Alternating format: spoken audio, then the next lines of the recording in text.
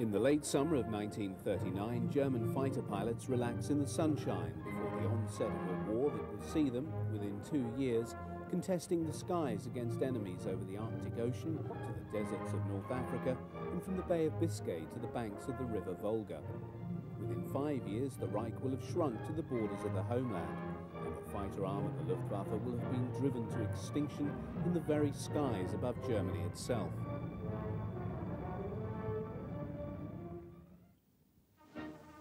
It was on the 1st of March 1935, some 2 years after Hitler's rise to power, that he officially announced the existence of the new Luftwaffe, thus repudiating the Versailles Treaty that in the peace settlement after the Great War had forbidden Germany possession of an air arm. In reality, the new Luftwaffe dated from January 1933, with great care being taken to disguise the growth of the new German Air Force. The first mount of the new Luftwaffe fighter arm was the Heinkel HE-51. The initial production model entered service in 1935 and equipped the Richthofen and Horst Wessel Jagdgeschwaden. The improved HE-51B appeared in 1936 and is seen here in this film dating from the same year. Although the type figured prominently in early propaganda films, its service life was short. The existence of the Arado 68 sealed the fate of the Heinkel fighter when, in 1936, Ernst Udet, the newly installed inspector of fighters and dive bombers, tested both aircraft and adjudged the Arado to be the superior type. Destined to be the last biplane fighter to serve with the Luftwaffe, the Arado 68 is seen here along with the HE-51, engaging in mock attacks on a Dornier Do-23, one of the early types serving in the bomber squadrons. This particular AR-68F variant employed a BMW engine which conferred only a marginally improved performance over the HE-51. It was rapidly superseded on the production lines by the Umo-powered AR-68F variant, which equipped most of the Jagdgruppen until the advent of the Bf-109 in 1938. It is a later Umo-powered Arado AR-68E which is seen here, shooting up balloons set out by Luftwaffe ground crew for strafing practice. A distinctive feature of Luftwaffe fighters until about 1938 was their overall light grey colour scheme.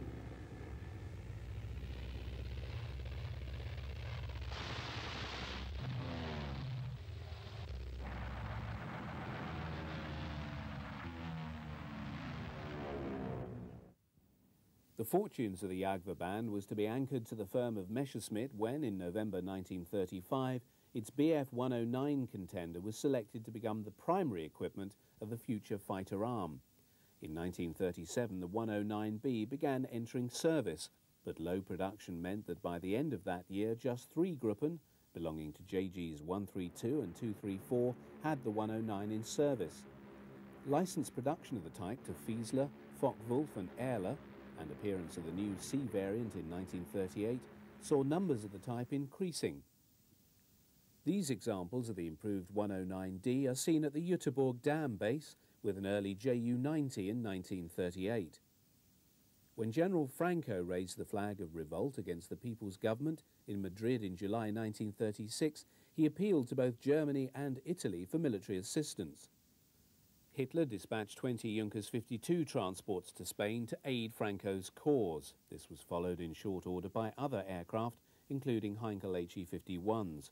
The growing German involvement was carried out ostensibly by volunteers, although most were seconded military personnel sent to Spain in great secrecy. By November 1936, German involvement became more open and the Condor Legion was born. In March 1937, Me-109Bs first saw combat, proving superior to the Soviet-supplied I-15 and I-16 fighters. New tactics were forged by the likes of Werner Molders, and the combat experience gained by pilots such as Galland, Lutzov, Harder and others was put to good use back in Germany. Thus, when Germany invaded Poland on the 1st of September 1939, with the Second World War beginning 2 days later, the Luftwaffe, although officially less than 5 years old, had already been blooded and had also amassed a repertoire of combat experience that would give it great advantage over its enemies in the opening years of the conflict. Of the 1,600 aircraft amassed by the Luftwaffe for the air phase of Case White, just over 200 were Me-109 fighters. By far and away the bulk of these were the latest E model, although examples of the earlier C and 44 of the D model seen here, belonging to 3JG233, were also committed to the fighting. As was to be repeated in other campaigns in the years ahead, Luftwaffe tactics from the outset were governed by the need to achieve air superiority over the battlefield. The first air operations over Poland were committed to the destruction of the Polish Air Force on the ground. The Jagdflieger, in consequence, found themselves in the opening phase of the campaign, providing escort to the bombers as they attacked Polish airfields. Although the Polish Air Force was woefully outnumbered, it put up a heroic defence. However, after the first few days, air opposition disappeared and the Me-109s engaged in free hunts, searching out the skies and shooting down any surviving Polish aircraft. Most footage of 109s in action over Poland, and indeed from virtually every theatre in which the type operated up to 1943, when the air battles over Germany began in earnest, were taken from other aircraft, such as the Me-110 or Heinkel 111. The small size of the 109 cockpit prevented the pilot employing a cine camera to take footage, and this explains the small quantity of film shot of the Jagdflieger in action when compared to that of the Stukas and the bomber types. It was also the case that from a propaganda point of view, and this was the primary purpose for which the newsreels were made, images of Stukas and bombers provided far greater impact among the audiences who viewed them. Nevertheless, in the period after the Polish campaign, the merits of the Me-109 were highly touted by the propaganda department and also by the Luftwaffe, fostering an image of superiority for the type that only came unstuck in the skies over Britain the following year.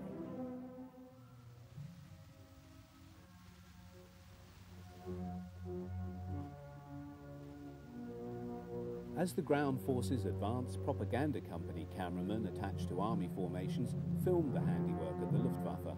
On the former airfields of the Polish Air Force, hundreds of wrecks of destroyed and burnt out fighters and bombers lay scattered amid the detritus of bombed hangars, an image that was to be captured over and over again in France, Yugoslavia, Greece and Russia, as the preemptive strike designed to destroy the enemy air force on the ground became the tactic and signature of Luftwaffe operations at the onset of a new campaign.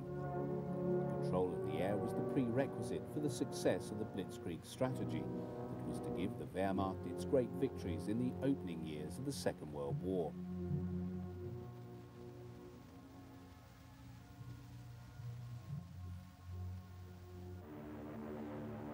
In spite of its highly effective showing in combat, 109 losses over Poland were far from negligible. In all, some 67 out of the 200 committed were brought down, with the majority being lost to Polish ground fire.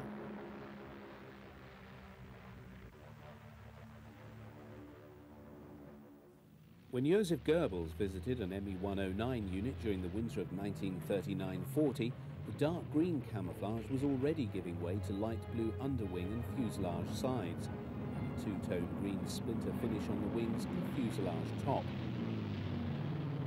By early 1940, almost all early 109 models had been replaced by the Emil, as it was known to its pilots. In its E3 variant, the Me-109 was at the forefront of fighter technology during this period. On the eve of the German invasion of France and the Low Countries on the 10th of May 1940, the Luftwaffe could deploy nearly 1,000 Me-109E models.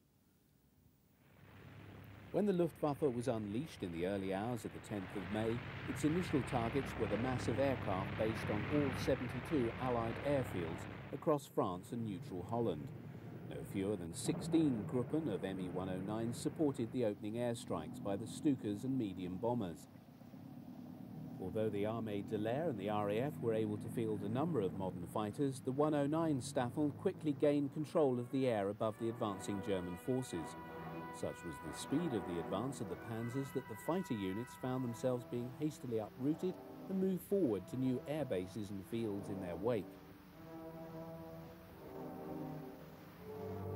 The British, having fallen back on the port of Dunkirk following the German drive to the Channel coast in their rear, now proceeded to organise the seaborne evacuation of their expeditionary force.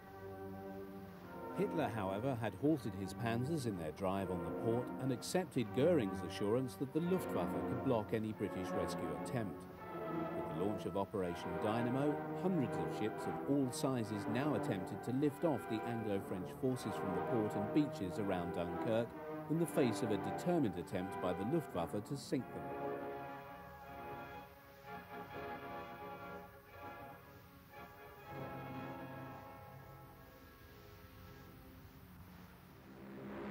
The subsequent commitment of the Jagdgruppen in support of the raids by Heinkels, Dorniers and Stukas now brought about the fiercest air fighting in the French campaign.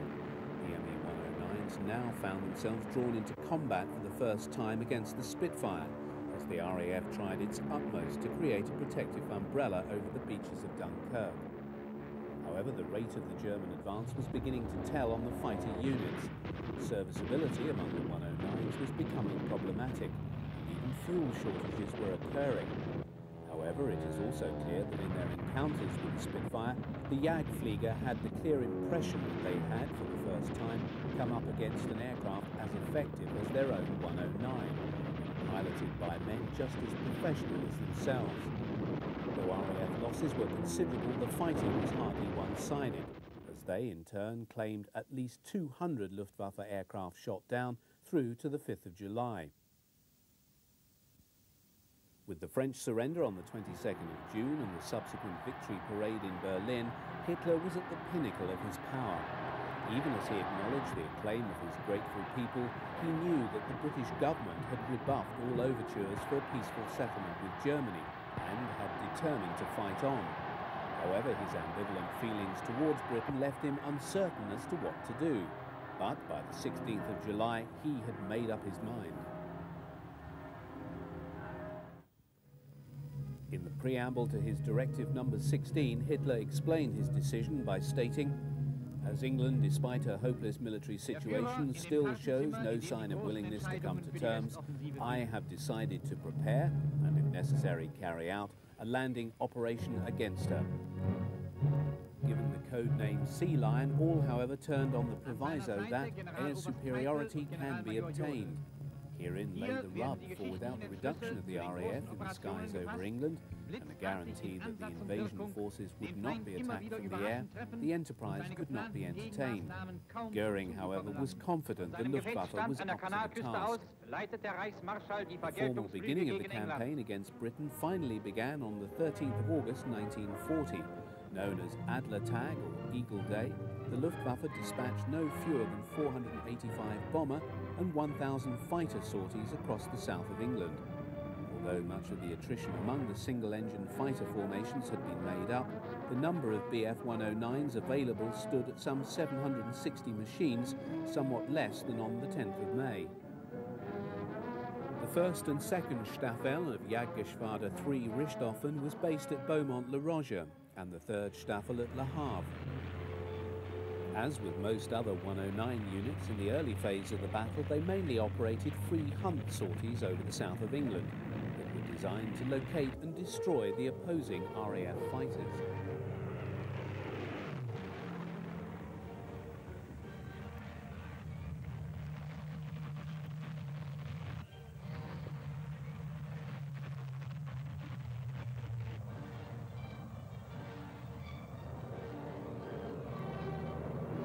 Free-ranging sweeps, the Jagdflieger employed tactics first worked up in Spain. The basic formation was provided by the rote or pair of Me-109s flying some 200 yards apart, with the wingman flying slightly below and to the rear.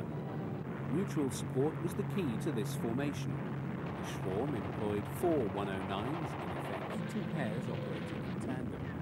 These formations bestowed great flexibility on the German fighters and allowed them to deal effectively with the far more rigid twin-plane RAF Vic formation employed by Spitfires and Hurricanes. During the battle, pilots on both sides came to be portrayed as heroes by their respective media. Here, the face of Werner Molders stares out from the cover of the Dutch edition of the magazine Signal. As the first pilot in the new Luftwaffe to be awarded the Oak Leaves to the Knight's Cross, Molders' career was avidly followed by the propagandists, especially when appointed to command JG 51 on July the 27th. Adolf Galland was also lauded by the press. Although seen as perhaps playing second fiddle to Moulders, he and Galland were friendly rivals in the Ace Stakes, each amassing high scores. Both, however, were partially eclipsed at this time by the meteoric rise of Helmut Wick. In 4 months in 1940, Wick was promoted by Goering from Staffel captain of 3 JG2 to Geschwader Commodore. At the time, he was just 25 years old. Wick was a gifted pilot, and his score by the end of the battle had risen to 56, giving him 6 more than Galland and 4 more than Moulders. During the campaign, Goering paid a visit to Wick's base at Beaumont-le-Roger. As the air battle over England progressed, Goering began to express much unhappiness to the fighter commanders over the very high losses suffered by the bombers. The Stuka had been shown to be highly vulnerable. The concept of the heavy escort fighter had been found to be wanting in the high losses experienced by the Me-110, and the bombers were being shot down in large numbers by the RAF. Goering now demanded that his fighter commanders change their tactics. Wick, however, would die over the Channel in November. As for many German Jagdflieger who crashed into the Channel, rescue would be by HE-59 seaplanes marked with red crosses, even though the RAF regarded them as legitimate targets.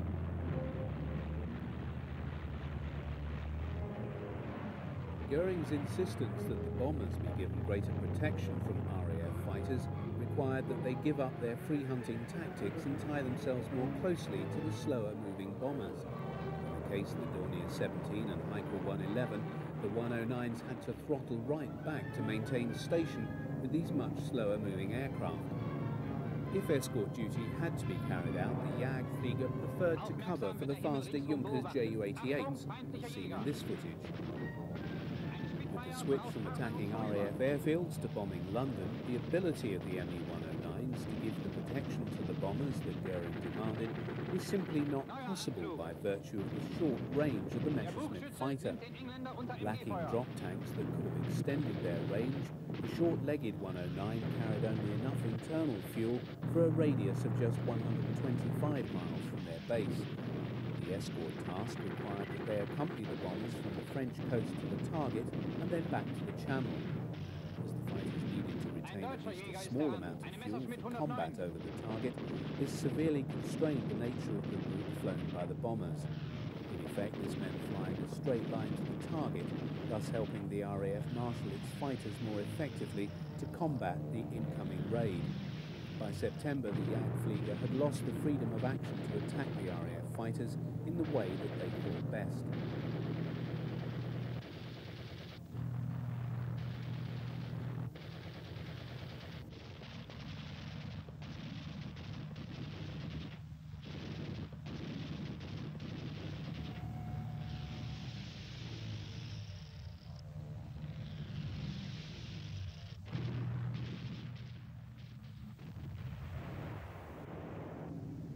From September 20th, the move to shift air raids on England to the night was a virtual acceptance that the attempt to defeat the RAF and achieve air superiority prior to an invasion had failed. In the 4 months of the Battle of Britain, the Luftwaffe had lost a total of 610 Me-109s and very many experienced pilots, whose loss was even more significant. But as a fighter, the Me-Bf 109 had not been found wanting, nor had the pilots that flew them. Goering felt he'd been betrayed by his Luftwaffe, and the Jagdflieger were his scapegoat. On June the 22nd, 1941, 3 million German troops crossed the Soviet frontier in the greatest land invasion in history. The cutting edge of Operation Barbarossa lay in the Panzer formations, whose task was to encircle and destroy the bulk of the Red Army before it had time to withdraw from the western frontiers into the depths of the Soviet hinterland. So optimistic was Hitler that the tried and tested blitzkrieg technique would yield success against the Red Army that he anticipated the Eastern campaign being brought to a successful conclusion in just a few months. Crucial to the success of the opening battles at the frontiers was the assumption that even before the end of the first day of the campaign, the Luftwaffe would have established air superiority. The priority priority task of the four Luftflotten committed to the operation was the destruction of the bulk of the Soviet Air Force on the ground in the opening hours of the war. To ensure this happened at the same time as the German forces were crossing the frontier, the Luftwaffe arrived over the Soviet airfields at exactly 03:30 hours. All combat types, from the 775 level bombers, 310 Stukas, 830 single-engined Me-109s committed to the war in the East, all found themselves dropping vast numbers of small fragmentation bombs on lines of Soviet aircraft lined up on airfields all over European Russia and the Baltic states.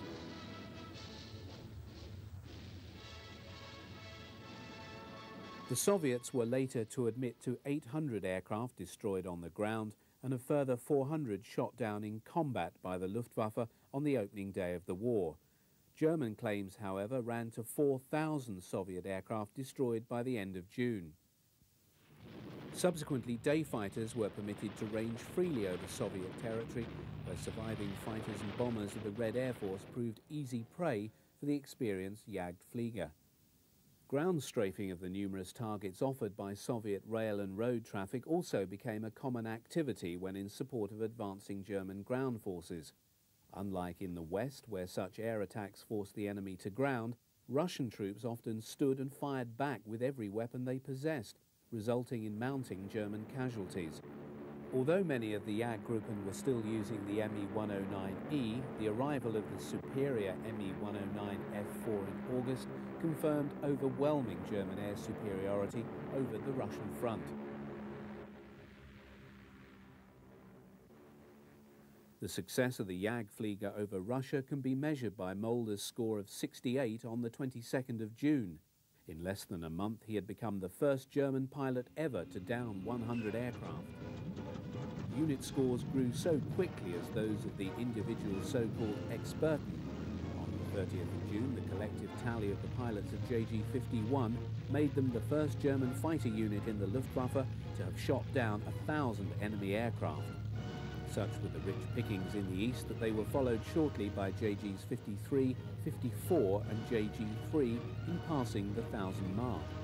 Although these scores have often been thought incredible, the superiority of the Jagdflieger in the east in the opening months of the war in Russia was overwhelming.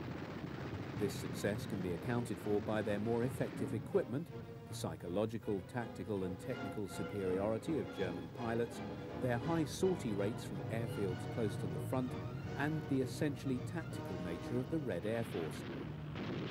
German pilots often commented on the way Soviet pilots provided them with easy targets by seemingly refusing to maneuver when attacked, continuing to fly in a straight line inviting destruction, as witnessed in this gun camera footage showing the downing of an Ilyushin DB-3 bomber by a 109E over Lithuania in August 1941.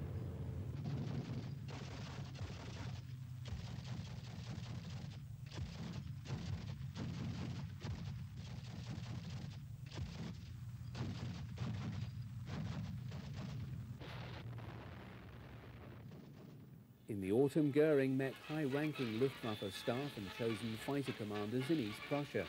Present was Mulders, who was displaying the diamonds to his Knight's Cross, awarded by Hitler on the 16th of July.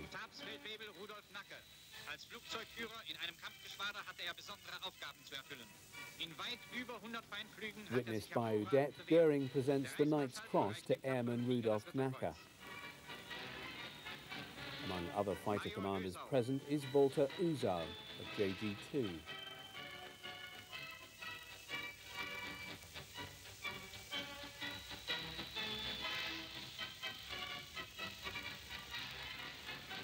Though hardly a stranger to publicity, Adolf Galland is clearly embarrassed by the attention paid to him by the cameraman. Unbeknown to the JG-26 commander, this would be the last occasion on which he would see his friendly rival Mulders alive. Although the cameraman is at pains to capture the Reichsmarschall playing the Luftwaffe overlord, Goering's devotion to his other interests was already causing command problems that were to have dire long-term consequences.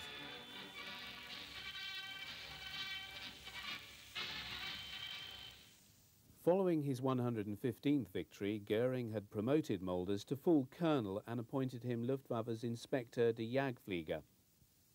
an admin post involving travel to all points where the Jagdwehr band was operating, Mulders gave up command of his beloved JG-51.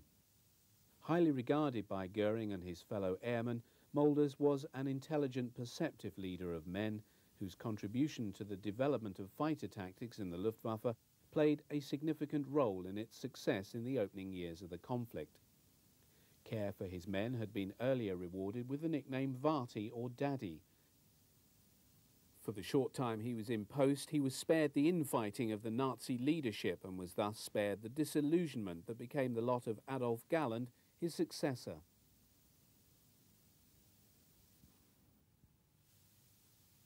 By 1941, the RAF had grown strong enough to embark upon a limited air offensive over France. Two types of ops were flown, both involving attacks on shipping, docks, railway sidings and military bases along the French coastal region to tempt the Luftwaffe into the air. This would then provide the opportunity of defeating German fighter units in combat. The first of these operations was christened Rhubarb, an air sweep over northern France flown by a squadron of fighters.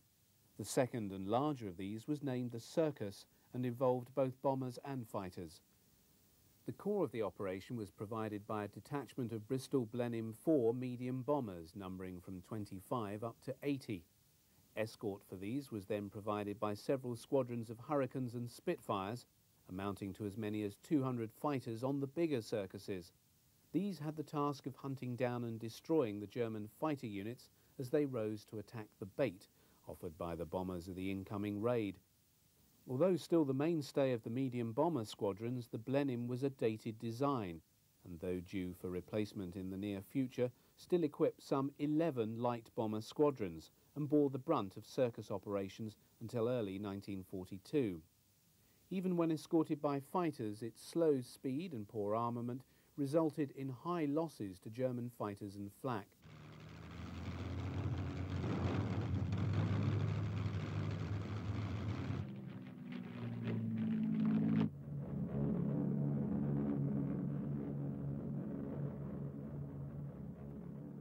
In early 1941, the new Me-109F began to enter Luftwaffe service. Due to the appearance of the superior cannon-armed Spitfire 5B in February, delivery priority had been given to units serving on the Channel Coast, MG-Munition wird gegurtet. and JG-26, Das Leitwerk reicht für die Siegesliste bald nicht mehr aus. Einbau der Filmkamera. Units had received the even better 109F4 DB601E engine. Das ist Petz, der Staffelbär. Advantage over the Spitfire. Most fighter units had their mascots. In the time between sorties, pilots of JG-26 enjoyed themselves with the Geschwader Bear Hier die and Staffelhunde. Hounds.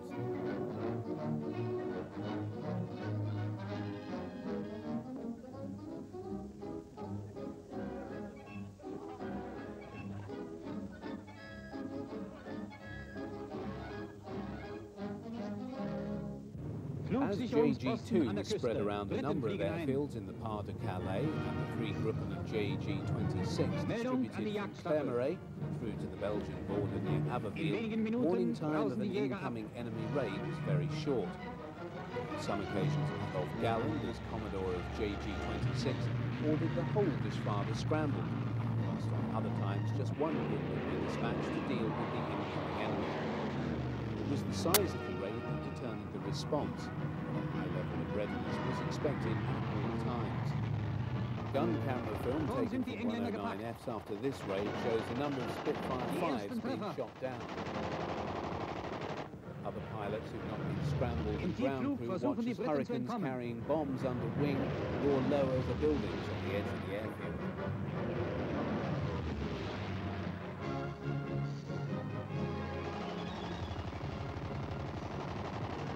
The armament of the 109F was less than that employed on the earlier Emil, confined to two MG-17s mounted on the nose cowl and a 20mm MG-151 cannon firing through the propeller boss. As all weapons were mounted along the aircraft's centre line, it made the 109 highly effective in air-to-air combat.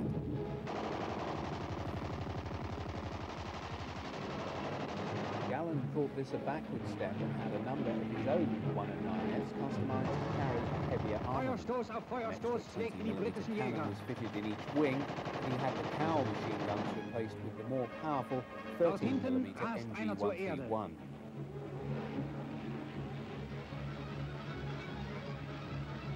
Sekunden später wurde auch dieser vernichtend getroffen.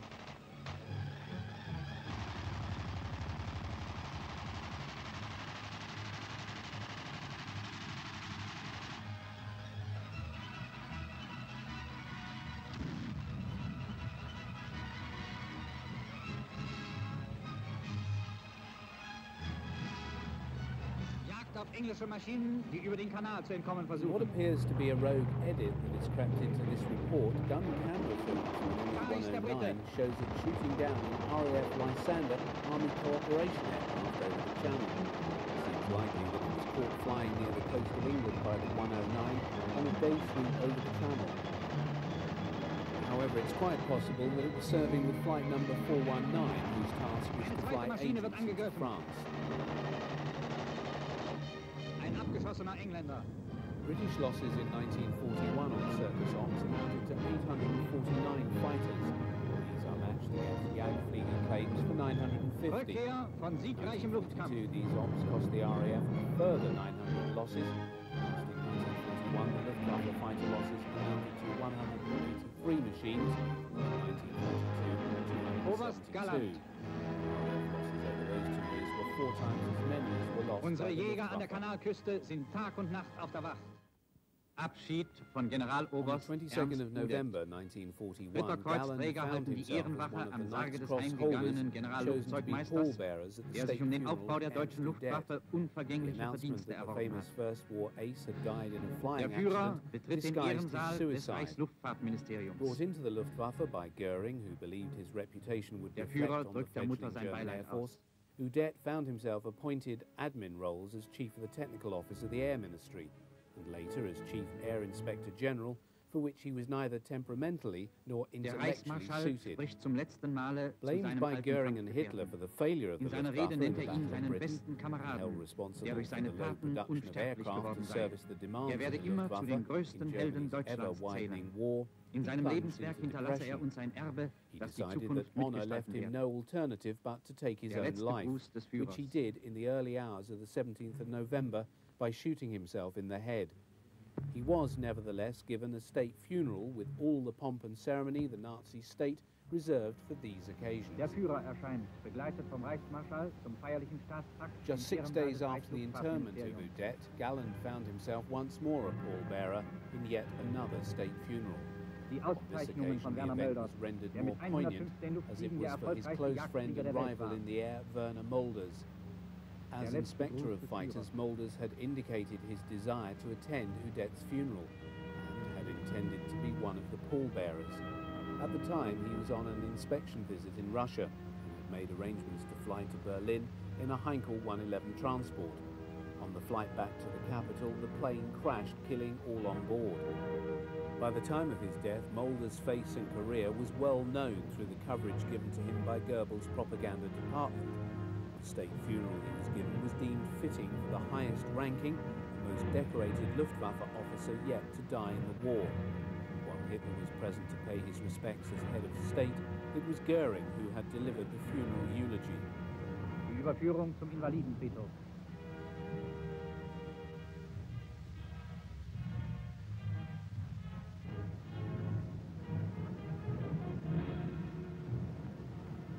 Among those in the funeral cortege were high-ranking Luftwaffe officers such as Field Marshal Milch and the commanders of the various Luftwaffe air fleets, including Kesselring, Stumpf, Lotzer and others. To their rear followed many of the commanders of the Jagdgeschwaden who'd come to pay their last respects to the former inspector of the Jagdflieger. Goering followed immediately behind the gun carriage bearing the coffin of the flyer as it wound its way through the streets of Berlin to the famous Invaliden War Cemetery, in which many of the famous figures from Prussian and German history were buried. The coffin was carried past the tomb of Manfred von Richthofen, Germany's highest-scoring ace of the Great War, and whose record of 80 kills had been passed by Mulders just 6 months before. Goering stood for a moment and raised his Reichsmarshal's baton in salute as he passed the Tube of Udette.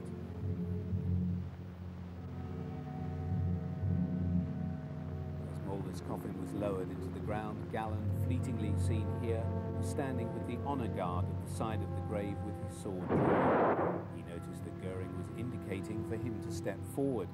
He later related his shock at the Reich Marshal's appalling bad sense of timing, as there and then Goering told him that he would follow in his dead friend's footsteps as the next Inspector General of the Jagdflieger.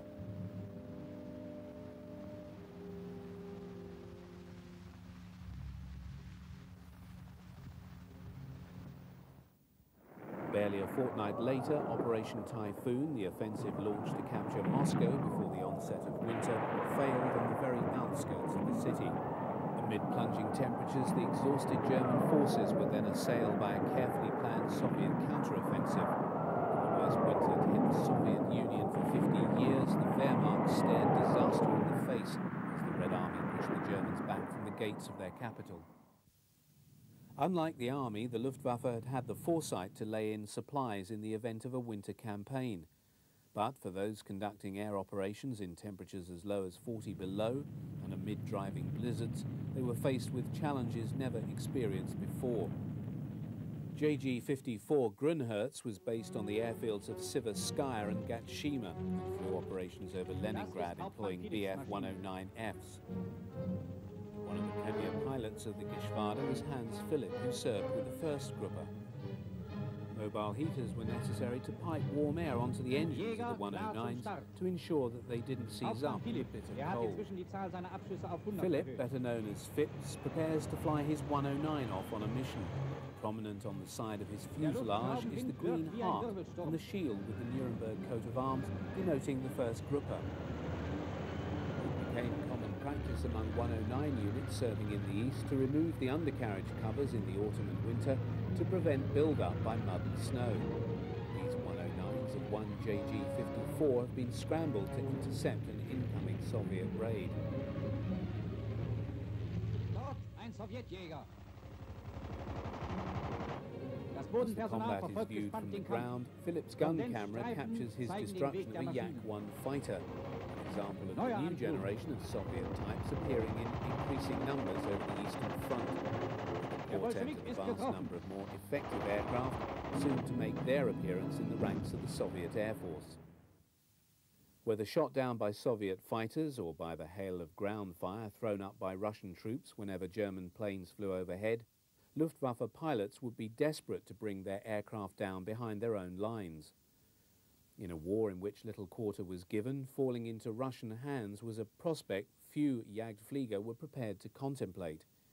Indeed, some German pilots are known to have chosen suicide rather than be captured. However, once they had crash-landed behind their own lines, every effort was made to recover the damaged fighter, as is seen here. Luftwaffe ground crew have secured the assistance of an Army 8-ton half-track to recover this downed 109F belonging to JG-54. Against a backdrop of very high Luftwaffe losses since the onset of the Russian campaign, every attempt was made to recover downed fighters, repair them, and put them back into service. In this case, the damage to this 109 does not appear to be excessive. Removal of the propeller boss has enabled a steel towing cable to be wrapped around the prop, and the aircraft is then dragged across the field back onto the road. From here it'll be returned to the airfield for rebuilding. Newsreel cameramen were often on hand to cover awards to servicemen at the Führer's headquarters in the Wolfschanz at Rastenburg in East Prussia. On this occasion, 3 Luftwaffe fighter pilots are receiving their Knight's Crosses, the Ritterkreuz. Hauptmann Philipp, 94 Abschüsse. Hauptmann Uggen, 70 Abschüsse. Und Oberleutnant Ostermann, 81 Abschüsse, wurden beide mit dem Eichenlaub zum Ritterkreuz ausgezeichnet. One of these is Hauptmann Philipp, who's been awarded the Eichenlaub, the oak leaves, to his Knight's Cross for his victories in the air over Russia. Philipp would go on to become the second Luftwaffe pilot to score over 200 kills. His final tally would be 206 before dying in combat with US Thunderbolts in October 1943. After presentation, the three take coffee and cake with the visiting Reichsführer SS Heinrich Himmler. Gallen's first command role was to oversee the provision of air cover for the breakout from Brest of the warship Scharnhorst, Gneisenau and Prinz Eugen, passage through the English Channel to Germany. Operation Cerberus began late on the 11th of February 1942. The air phase involved fighter cover provided by JGs 1, 2 and 26 and a detachment of ME-110s. The audacity of the German plan was to triumph over the delayed though violent reaction of the RAF, who did their utmost to sink the vessels. German involvement in North Africa from March 1941 onwards was a consequence of accident rather than design. In the wake of the failure of the Italians' attempt to advance into Egypt during the second half of 1940 and the success of the British counter-offensive, which had conquered much of the Italian province of Libya by early 1941, Hitler offered limited German military assistance to Mussolini to prop up his position there.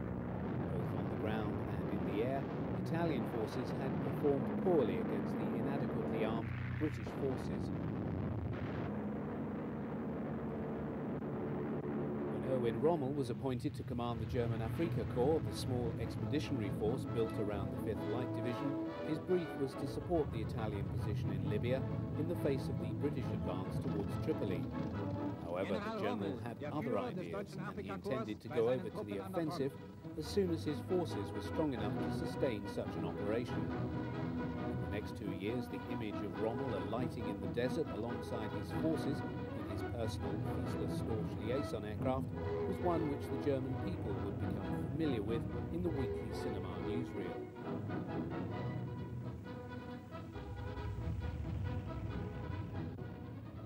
To protect the vulnerable Stukas, fighter support was provided by ME-109Es of 1st Gruppe JG-27 and the 7th Gruppe of JG-26.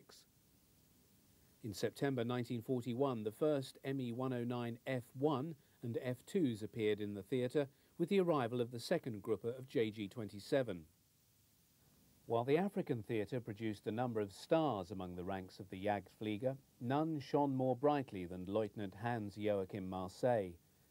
Although his final tally of 158 confirmed aerial victories at the time of his death on the 30th of September 42 was much less than the very high scores of many aces serving in Russia, all of Marseille's kills had been against the RAF in the West and North Africa. Here, the skills of the British and Commonwealth pilots were generally of a higher order than those of the Red Air Force. Indeed, Adolf Gallen placed Marseille in the foremost rank of the Experten when he described him as the unrivaled virtuoso of the fighter pilots. He first saw service in 1940 when he joined the 4th Gruppe of JG-52. His scoring career took a while to take off, achieving just 6 victories in his time on the Channel front. His behaviour and attitude at this time did little to endear him to his unit commander, Johannes Steinhoff. Transferred to 1st Gruppe of JG-27 at the end of 1940, thence to North Africa in March, his tally of skills began to grow rapidly thereafter. In his preferred mount of the Bf-109F, his intuitive skills as a pilot enabled him to dispatch enemy aircraft with an economy of ammunition that became legendary.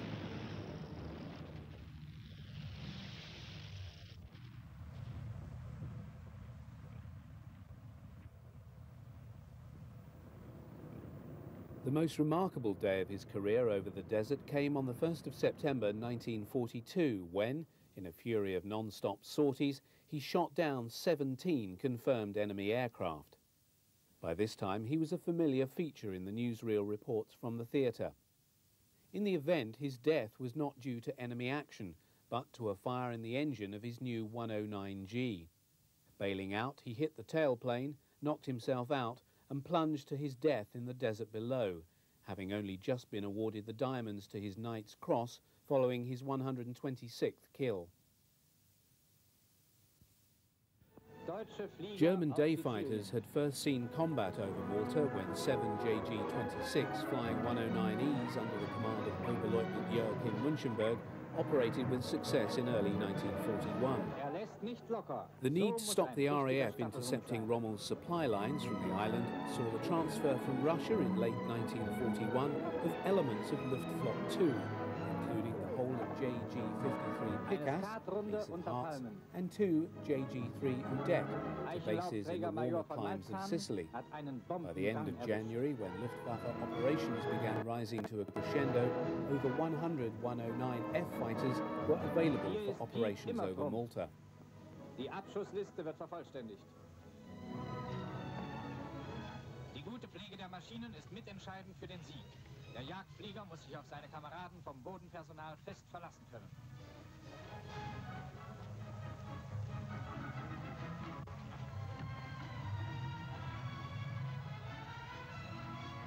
Blocky muss verschwinden. As Commander-in-Chief South, all Luftwaffe units in Sicily fell under the command of Field Marshal Albert Kesselring. Known to his troops as Smiling Albert because of his ready grin, he's seen here paying an inspection visit to one of the units of JG-53.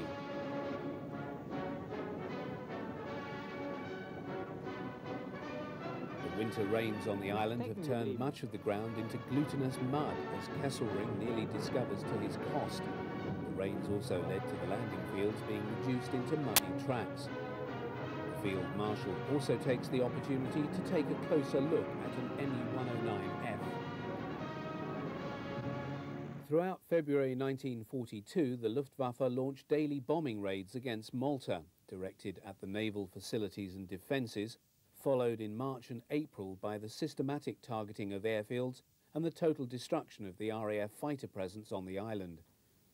By the end of April, almost 6,000 bombing sorties had been flown by Ju-88s, HE-111s and Do-17s of the 2nd Flieger Corps. This sustained bombing was seen as the prelude to invasion of the island. In company with the bombers, the number of day fighter sorties also increased, with an average of 1,000 flown each week following March the 20th.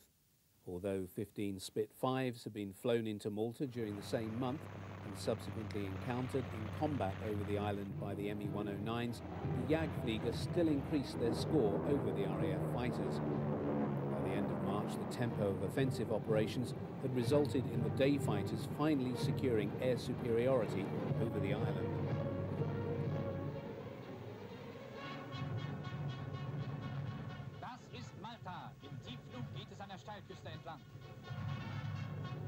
Gun camera film from 109Fs operating over the island records the destruction of a number of Hawker Hurricane fighters. This was the primary RAF fighter defending the island until the arrival of the Spitfire. Its performance was significantly less than that of the 109F and usually ended up coming off worst in air-to-air combat. In 1942, the Hurricane was increasingly being replaced by the Spitfire in the Desert Air Force's fighter role, being employed far more as a ground attack type and fighter bomber.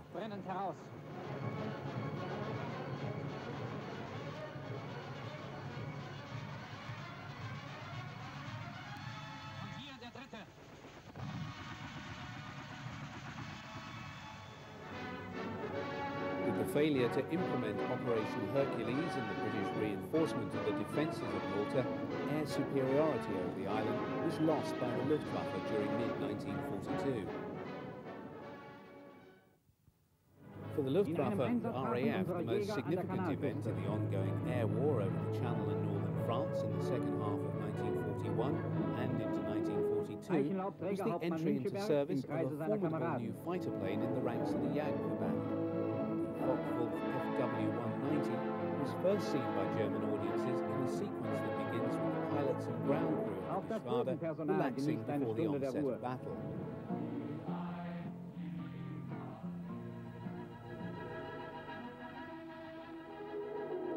The alarm is sounded as an incoming RAF raid is reported. Ground crew and flak gunners race to their charges and man their stations.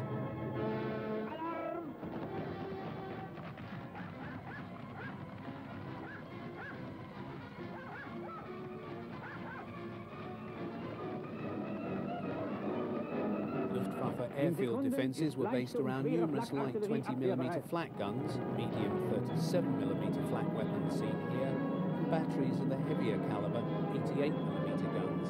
These would provide the first line of defence against the incoming hostiles.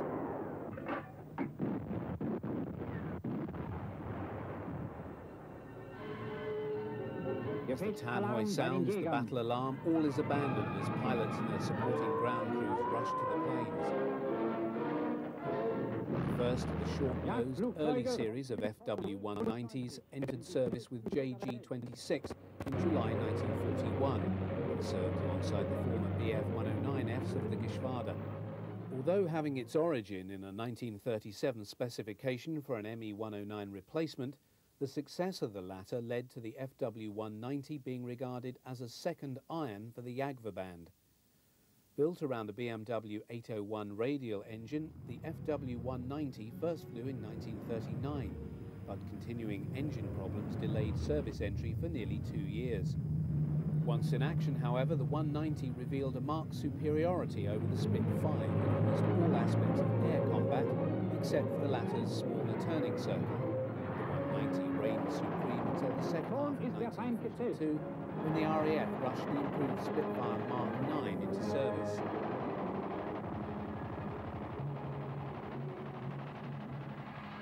Der erste Treffer. Der Brite stürzt brennend ab.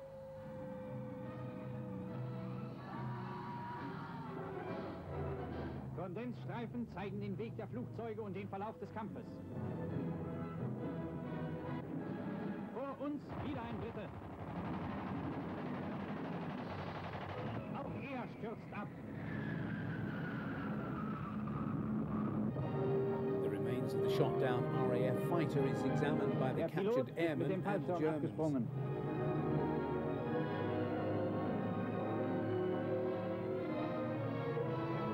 Returning ME-109s and FW-190s fly over the airfield, a number waggling their wings to indicate victories in the air battle. In the post-battle analysis, Joachim Münchenberg talks tactics with fellow flyers, while ground crew had further victory bars to the rudder of the Aces 190. Also seen is the irrepressible Pips Priller, who is to become Commodore of JG-26 and remain its commander through to war's end. Priller was an inspiring leader and a superb pilot, amassing a tally of 101 victories, all achieved in the West.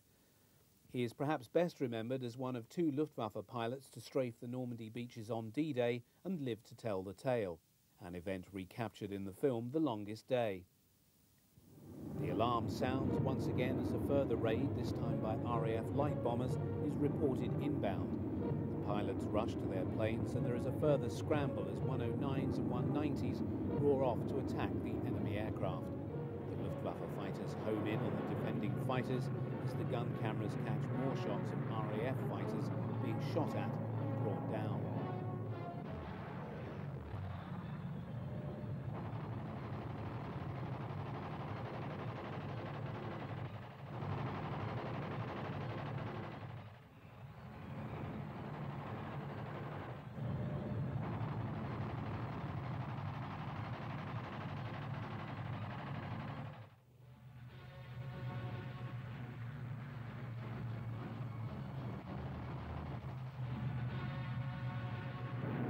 Although the gun camera images are somewhat indistinct, there is a possibility that the RAF type being shot down here is an early Hawker Typhoon.